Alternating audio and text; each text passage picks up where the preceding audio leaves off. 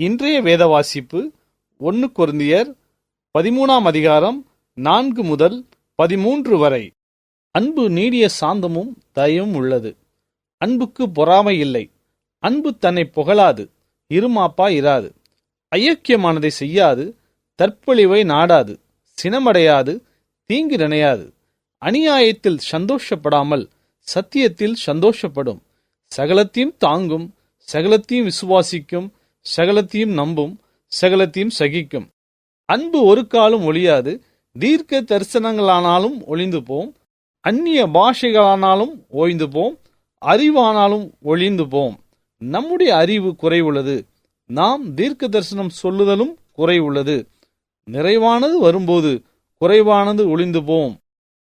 நான் குழந்தையாயிருந்தபோது குழந்தையைப் போல் பேசினேன், குழந்தையைப் போல் சிந்தித்தேன், குழந்தையைப் போல் யோசித்தேன். நான் புருஷனான போதோ குழந்தைக்கேற்றவர்களை ஒழித்து விட்டேன். இப்பொழுது கண்ணாடியிலே நிழலாட்டமாய் பார்க்கிறோம், அப்பொழுது முகமுகமாய் பார்ப்போம். இப்பொழுது நாம் குறைந்த அறிவுள்ளவன், அப்பொழுது நான் அறியப்பட்டிருக்கபடியே அறிந்து கொள்வேன். இப்பொழுது விசுவாசம், நம்பிக்கை, அன்பு இம்மூன்றும் நிலைத்திருக்கிறது. இவைகளில் அன்பே பெரியது. இன்றைய நற்செய்தி. என்னால் உன்னை பார்க்க முடிகிறது. கண் கண்ணாடி நிபுணர் 3 வயது ஆண்ட்ரியாஸுக்கு முதல் கண் கண்ணாடியை போடுவதற்கு உதவினார். அதை அணிவித்த பின்பு கண்ணாடியில் பார் என்றாள். ஆண்ட்ரியாஸ் அவளுடைய உருவத்தை கண்ணாடியில் பார்த்தாள். பின்பு அவள் மகிழ்ச்சியான முகத்துடன் தன் தந்தை இருந்த திசை நோக்கி திரும்பினாள். பின்னர் ஆண்ட்ரியாஸின் தந்தை தனது மகளின் கன்னங்களில் வழிந்த கண்ணீரை மெதுவாக துடைத்து என்ன ஆச்சு என்று கேட்டார்.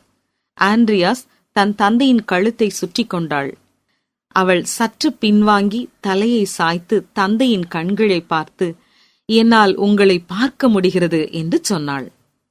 நான் ஜெபத்தோடு வேதத்தை வாசிக்கும் போது அதர்சனமான தேவனுடைய தற்சுரூபமும் சர்வ சிருஷ்டிக்கும் முந்தின பேருமான ஆண்டவராகிய இயேசு கிறிஸ்துவை நோக்குவதற்கு பரிசுத்த ஆவியானவர் நம் கண்களை திறந்தருளுவாராக. இருப்பினும் வேதத்தின் மூலம் நாம் அறிவில் வளரும் போது ஆவியானவரால் நம் பார்வை தெளிவடைந்தாலும் நித்தியத்தின் இந்த பக்கத்தில் தேவனின் எல்லையற்ற அபரிமிதத்தின் ஒரு காட்சியை மட்டுமே நாம் இன்னும் காண முடியும். பூமியில் நம் காலம் முடிந்ததும் அல்லது இயேசுவின் வருகை வரும்போது நாம் அவரை தெளிவாக காண்போம். கிறிஸ்துவை முகமுகமாய் நாம் சந்தித்து அவர் நம்மை அறிந்திருக்கிறது போல நாமும் அவரை அறியும் அந்த மகிழ்ச்சி நிறைந்த தருணத்தில் நமக்கு சிறப்பு கண்ணாடிகள் தேவையில்லை.